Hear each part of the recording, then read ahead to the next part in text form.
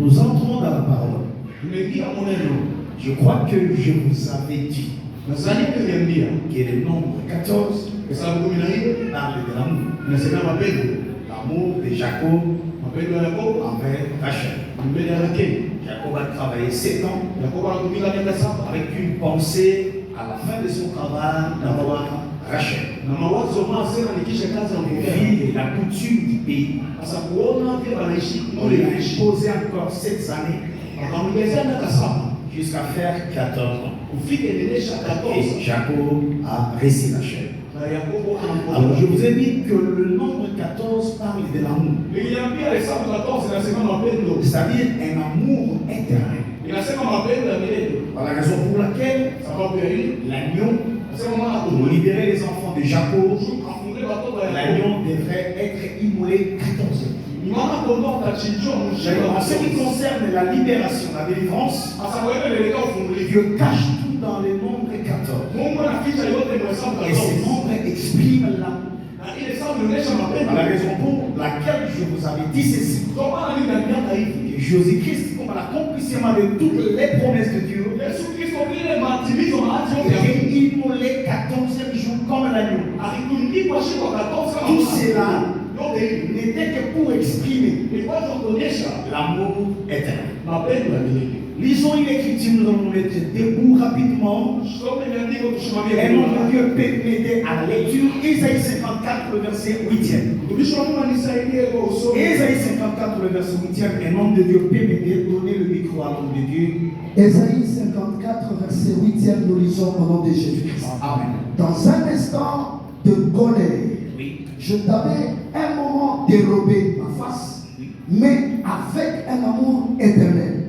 J'aurai compassion de toi, dit ton Rédempteur, l'Éternel. Merci. Merci. Que le Seigneur bénisse sa parole. Donc, quand bien même Israël pouvait commettre le erreur, mais Dieu conservait son amour. Il a dit un amour éternel. Mais écoutez-moi, les nombres 14 dans la Bible, c'est ce nombre qui a fait sortir beaucoup de chiffres. Je dis, je répète, le nombre 14 a fait jaillir beaucoup de chiffres que nous prêchons dans. En d'autres termes, je dirais ceci. C'est l'amour de Dieu qui a permis que nous puissions être ce que nous sommes aujourd'hui. Écoutez-moi, frères et sœurs. Si Jésus n'était pas mort le 14e jour, on ne saurait pas parler du ministère. Je ne sais pas si vous me comprenez. Parce que l'apôtre Paul dit la prédication de la croix. On ne peut pas parler de la prédication s'il n'y a pas la croix. C'est-à-dire, ce lève la croix qui a produit le ministère. Donc, le ministère, nous croyons ensemble avec vous. C'est le chiffre 5.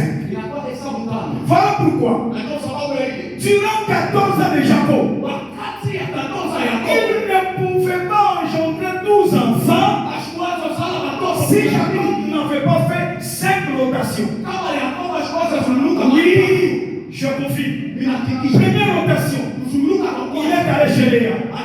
Deuxième rotation, il est allé chez Zilpa. Troisième rotation, il est allé chez Bil. Quatrième rotation, il est retourné chez Léa. La dernière rotation, la cinquième même, il est allé chez Rachel. Donc on ne peut pas parler de 12 s'il n'y a pas 5 rotations. On ne peut pas parler de 5 rotations s'il n'y a pas le nombre 14. Un autre terme se lève de la croix du 14e jour qui a produit le ministère. Et c'est le ministère qui pose le fondement, qui est le nombre 12. Je ne sais pas si vous me comprenez. Il n'y a pas qu'à la compréhension. Écoutez-moi, je ne fais que répéter. J'ai dit Jacob dira 14 années chez Laban pour engendrer 12 enfants.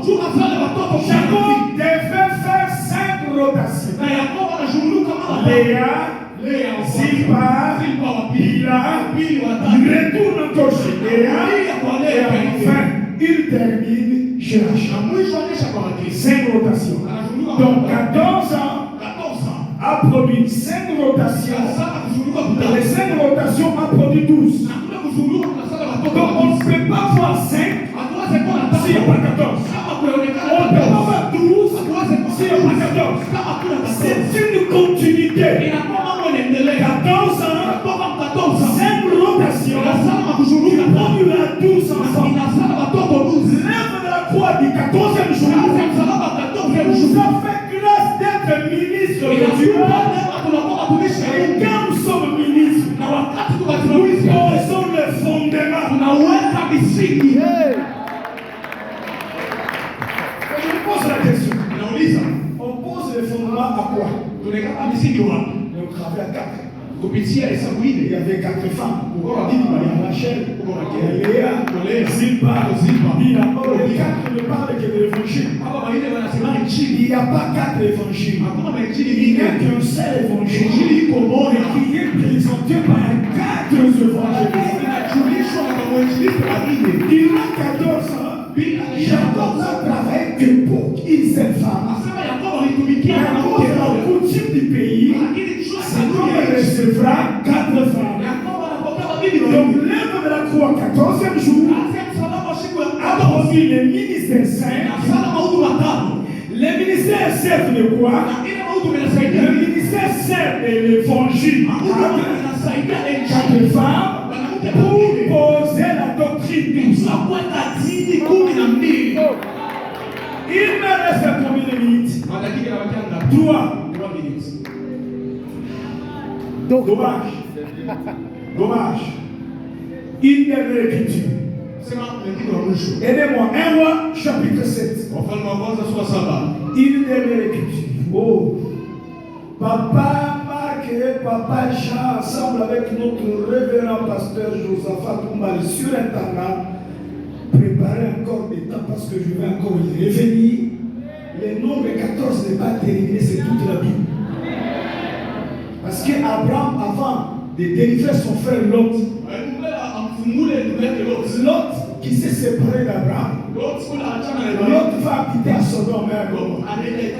Mais Kedorlaomer dominait Sodome et Gomorrhe durant 12 années.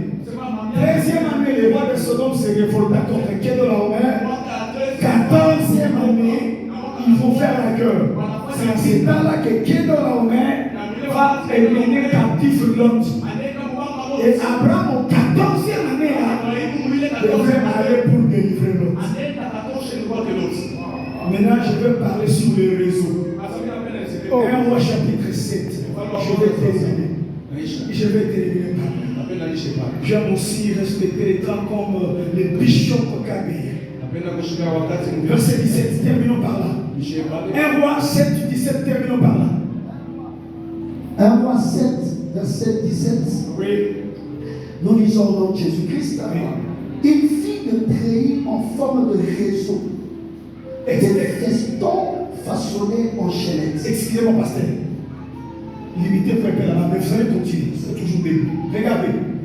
Il fit des treillis.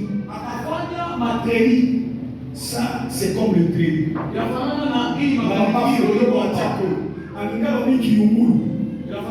N'est-ce pas? Salomon a construit un temple. En construisant le temple, il va faire des colonnes. L'une appelée Boaz, l'autre est Jacques. Gauche-droite. Vous connaissez ce qu'on appelle chapiteau? Chapiteau, c'est le sommet d'une colonne. Parce que chapiteau vient du mot chapeau. C'est ce qu'on met au sommet d'une colonne. Chapiteau. C'est ce qu'on pose. C'est comme une couronne. C'est la couronne d'une colonne. Maintenant, Salomon va faire cela tomber. Terminez-moi cette écriture, mon pasteur. Après, on va se passer. Des festons façonnés en chaînettes. Lorsqu'on dit les festons de feu, pour les chapiteaux qui étaient sur le sommet de colonne. oui, 7. il a fait 7 Pour grilles le premier chapiteau. pour le premier chapiteau. Et 7 Il pour a le fait second chapiteau. 7 pour le second chapitre. Regardez. C'est-à-dire, Salomon construisant le temple, il devrait répétait l'amour éternel de l'éternel. Selon Ésaïe 50. L'amour éternel. Mais cet amour est représenté dans le temps. Il y a deux colonnes. Chacun est Boaz. Chaque colonne, c'est son sommet à un chapiteau. Mais on a deux colonnes avec deux chapiteaux. Dans l'un des chapiteaux, on a fait 7 pays.